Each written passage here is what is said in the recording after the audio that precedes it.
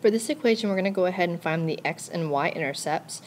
In order to find the x-intercept, we have to get rid of this y value. So by getting rid of the y value, we're going to go ahead and plug in 0 for y. And the reason why is because at the x-axis, your y value equals 0.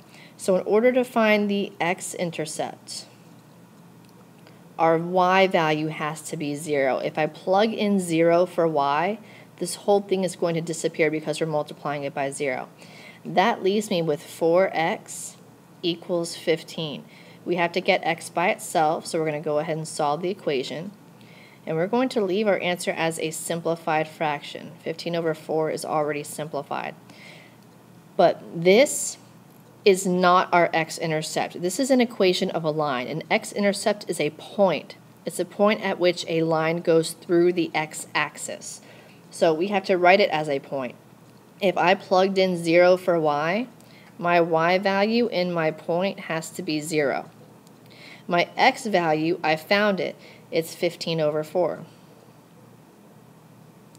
So this would be the x-intercept. Now the y-intercept, it's the same thing, but in order to get the y-intercept, I have to get rid of the x value.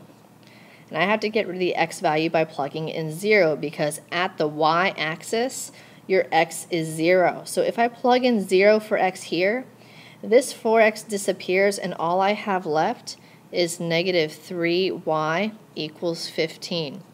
You solve the equation to get y by itself, and y equals negative 5. But remember, that's not the y-intercept. That's not the answer. We have to go ahead and write it as a point. My y value is negative 5. And in order to get that negative 5, I plugged in 0 for x.